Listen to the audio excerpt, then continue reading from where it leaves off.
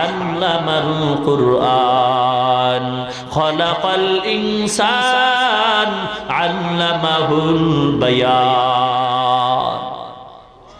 রহমানের পরিচয় দেন আমার আল্লাহ। আর রহমান আল্লামাল কুরআন খলাকাল ইনসান। আল্লাহ পাক বলেন রহমান হলেন তিনি, কোরআন শিক্ষা দিয়েছেন যিনি, মানুষ বানাইলেন যিনি, তিনি হলেন রহমান। আমরা দেখি সৃষ্টি আগে শিক্ষা পরে, আল্লাহ বলার ভঙ্গিতে বললেন শিক্ষা আগে সৃষ্টি পরে, অর্থাৎ কোরআন শিখাইলাম মানুষ বানাইলাম।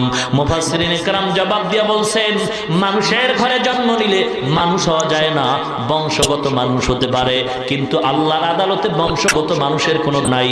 আল্লাহর আদালতে গুণগত মানুষের দাম বেশি। মানুষের গুণ কি? আল্লাহ পাক বলেন যার মধ্যে কোরআনের আসর আছে, কোরআনের শিক্ষা আছে, সেই মানুষ হলো গুণের মানুষ। আমি আল্লাহর আদালতে গুণের মানুষরাই পাবে জান্নাত। এখন আমার কথা হলো যারা জাগতিক শিক্ষা অর্জন করেন তারা কি এই বিধানটা জানেন কিনা, মানেন কিনা যে বিয়া ছাড়া সন্তান জন্ম দেওয়া হালাল না হারাম? বলুন, হালাল না হারাম? স্কুল কলেজ ভার্সিটির ছাত্র ভাই এরা জানে কি জানে না? অবশ্যই জানে। যদি জানে আমি বলবো তারা মানুষ, কিন্তু প্রশ্ন হলো জানলো কিভাবে? স্কুল কলেজ ভার্সিটির পাঠ্য বই দিয়া নাকি কোরআনের ছোঁয়া পাইয়া? জোরে বলুন। তাহলে টোটাল ফলাফল হলো মানুষ হওয়ার শিক্ষাই হলো কোরআনের শিক্ষা, ধর্মীয় শিক্ষা, মাদ্রাসার শিক্ষা, আল্লাহর দ্বীনের শিক্ষা। ঠিক কি না? লেখা হয় জাত শিক্ষা জাতির মেরুদণ্ড, শিক্ষা জাতির মেরুদণ্ড। এ মুসলমান, কথাটা অপূর্ণাঙ্গ হয়ে গেল।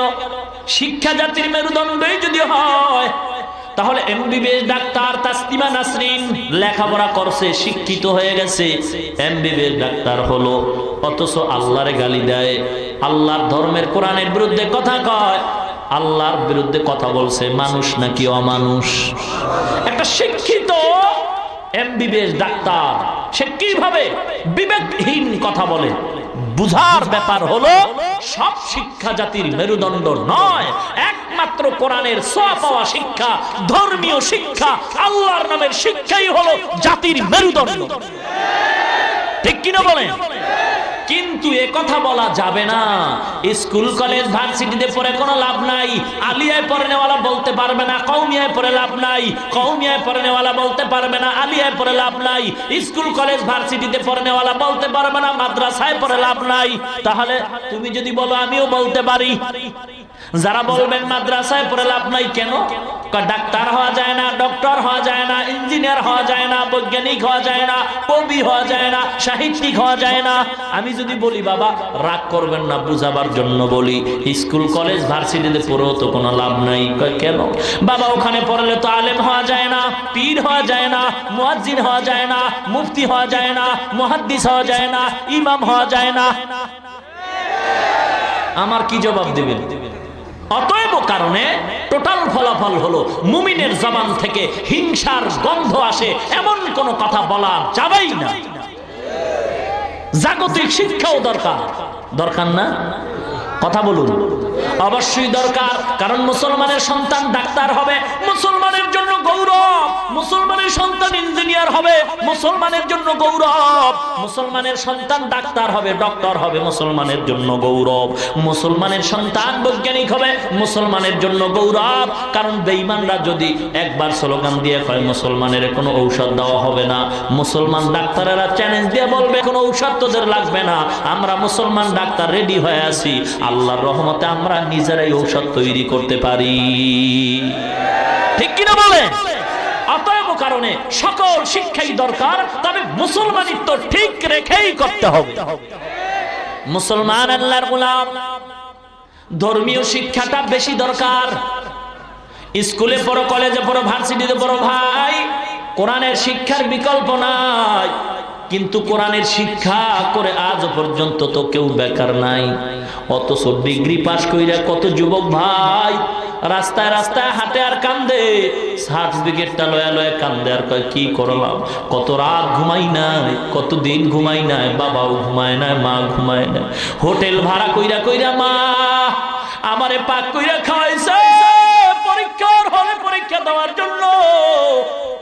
মা ঘুমায় নাই, কত দোয়া করছে, আমার বাবার টাকা নাই, রিক্সা চালায় ধার কইরা আমার লেখাপড়ার টাকা দিছে ডিগ্রি পাসের জন্য, কিন্তু কপালটা কি এত মন্দই হয়ে গেছে, ডিগ্রি ঘরে ঘুমায় আর আমার চাকরিরও খবর নেই। এ যুবক মনেরে বুঝাও, একই ক্লাসে বিএ পাস করলা, আইএ পাস করলা, মেট্রিক পাস করলা, তুমিও পড়ছো, তোমার ডানে বামে কয়েকটা মেয়েরাও ক্লাস করছে। আজকে মেয়েরা নাম্বার কম পাইয়া ঘুষের টাকা ছাড়া চাকরি পায়, আর তুমি নাম্বার ভালো পাইয়া ঘুষের টাকা দিয়েও চাকরি পাও না। এ যুবক, তোমার তো কচু গাছের সাথে গলায় দড়ি দেওয়া দরকার, ঠিক কিনা বলো? অথচ সারা দুনিয়া ঘুরে দেখো, এর টুপি মাথায় দিয়ে তো কেউ বেকার ঘুরে না। মাদ্রাসায় পড়ে যদিও বেতন কম, মসজিদে ইমামতি করে যদিও বেতন কম, মসজিদে মুয়াজ্জিনি করে যদিও বেতন কম, কিন্তু না খাইয়া কোনোদিন কান্দে না। অল্প টাকাও যদি পায়, টাকার মধ্যে মাওলায় বরকত অনেক বাড়ায় দেয়, ঠিক কিনা বলো? গরুতে বাচ্চা দেয় একটা, কুত্তায় দেয় 5টা। কোন ভদ্রলোক কি কুত্তা জবাই করে খাইছে? কথা কন না কেন? খাইবে তো দূরের কথা, কত মানুষ আছে কুত্তা কোলে লয়ে ঘুমায়। কুত্তার আরবি হলো কালবুন, কালবুনের জমা হলো কিলাব। কেলাব মানে বহু কুত্তা, কেলাব মানে কি? বহু কুত্তা, কুত্তা সমূহ, একাধিক কুত্তা আরবিতে কয় কেলাব, এক কুত্তারে কয় কালবুন।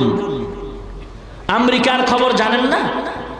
2 বাচ্চা নিয়ে মহিলা উঠছে বাসে, বাস ফুল জাম, বসার সিট নেই, কুত্তা একটা আছে কোলে।